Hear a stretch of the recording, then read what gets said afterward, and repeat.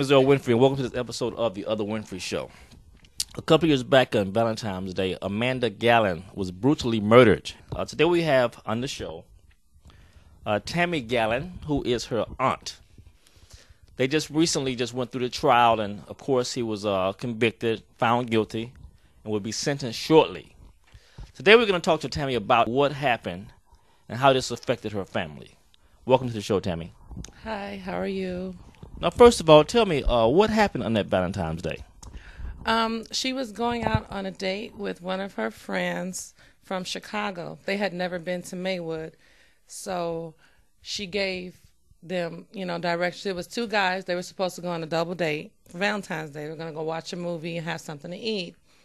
And apparently, when they got to, the area, the girl that was supposed to go out with the driver, which was her friend's friend, Chris King, who is now paralyzed for the rest of his life. His date, she bailed out. So Amanda, of course, being the sweetheart that she is, she went down the street. Oh, I got another friend for you, because she didn't want to go out by herself with two guys, and so she went down the street, and the other girl had to babysit, and that's when they had the light on in the car, the dome light, as they call it, and three dudes walked up from behind, and he actually saw, two of them, and was able to pick them out. And he shot into the car. Bullets went everywhere. Amanda got out of the car, and her friend tried to pull her back into the car, but her fur coat and her Louis Vuitton was on the ground, pretty much underneath the tire, and blood was everywhere. So when he shot in the car, how many shots were fired, and who was hit where? It was 10 shots fired. The first shot, I believe it was 10. Yeah, there was bullets everywhere, but 10 shots came, and 5 bullets hit Chris King, the driver. He shot in through the passenger driver door. When he shot in, the first bullet paralyzed Chris King. So Chris King wasn't able to turn around and turn away, from him. So he pretty much, got a good look. He looked down into the car, and then he just backed up and started shooting into the car because he thought that they were somebody that didn't belong in the neighborhood. Amanda was shot. Chris King was shot all over the place. He was shot, and he was shot in the spine. Everything came in through the side and went out through his spine, mostly. He's now, paralyzed for the rest of his life. The other guy, Amanda's friend, was shot in his arm. Just went one bullet in his arm when he went to reach up to grab my niece and pull her back into the car and duck down. My niece was shot in her, I believe it went in through her stomach, but she's so small, her frame is so small that she died instantly, at Loyola. So that is terrible. So you're telling me that the reason this shooter shot in the car was because he felt that they did not belong in the neighborhood?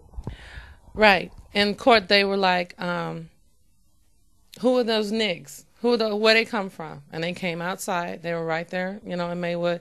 And when Chris looked up, he looked back, to my niece's date and said, who them dudes? Who are these dudes? Where they coming from?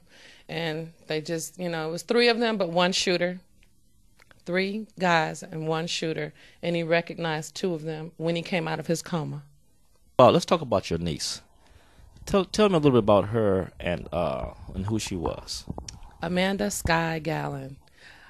She was born in Baltimore, Maryland, Baltimore General Hospital, because I was there. I bought her first outfit, bassinet, everything. My sister came. We didn't know she was pregnant. She was about 20 years old. Yeah, they were born on the same day. October 26th was my sister's birthday, 67. Amanda was born later on, And she grew up in the church. My sister had a lot of, issues in her life, and she grew up in the church in Maywood. They've been going there. She'd been living there. She had to leave her residence. She had to quit her job at the mayor's office in Maywood because of conflicts of interest. But Amanda, she pretty much went to church Wednesday. She was involved. She did praise dance, and she was on a dance team. She went to Proviso East, a great student, and there's websites, available for any type of information you might need on her. So what was her plans for the future? I'm not exactly sure, but I just know that she was very talented in whatever she put her hands on. She could do some hair. She loved doing hair. So I always saw her as, in the cosmetology field. She could hook up some, that's the way she got those fur coats and got her nails done, because she called me. I was like, I don't know about Coach this week, because it was just last week we were there. So, she was, she kept up with, hair. She was really into hair, and she did everybody's hair in the neighborhood, and that's how she was known. No, so I wonder what makes a young man, I just cannot phantom this. What makes a young man decide to purchase a gun from whom and wherever, and decides to shoot in a car at 3 innocent people for almost no apparent reason? I mean, what makes a young man, even go there? Do you have any idea? You would have to go visit the penitentiary and ask him about that. But they're going to be doing a profile on him about what, how he was and everything. And we're going to do 2 family victim impact statements coming out. April the 16th will be his sentencing. So we picked 2 family members to do that. And when at that time, we'll see where his head was at the particular time. Because one of the guys said that he was at home playing PlayStation and he don't know what happened. The other guy said he was with his girlfriend on Valentine's Day. But that wasn't necessarily so, because there were too many witnesses. And the lady that was praying over my niece's body, she just prayed over her until, calling Jesus until, the help came. An older lady, a very old lady, came out. They said that he was holding her. The defendant, the convicted felon, was holding her when the detectives got there with a white T-shirt on, but they had hoodies on when they went to the car. So the state's attorney wanted to know what kind of person would go take off their white hoodie and come and hold somebody he shot. The opposing, the argumentative side said that he was a hero.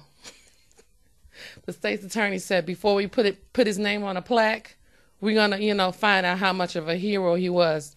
And it was kind of, funny how he said he was a hero that just happened to be there on the scene. No, he was a murderer that came back to the scene of the crime to make himself look good, and probably out of guilt wanted to see how many people were still left alive and what he had to deal with. That is sad. That is sad. So if anyone wants to if someone wants to find out more about this case, do you have the information for one of the websites? It's Amanda Gallen's Murder. Amanda Gallen, AMANDA, Gallen.com. And just type in Amanda Gallen. You can even find it under Proviso East, because they're, keeping tabs on everything. And the Chicago Tribune, they're always there in Channel 7 News. AmandaGallen.com. My name is Earl Winfrey, and this is the Other Winfrey Show, and it's truly sad, truly sad. And for all you teens out there, please leave the guns alone, please. Thank you.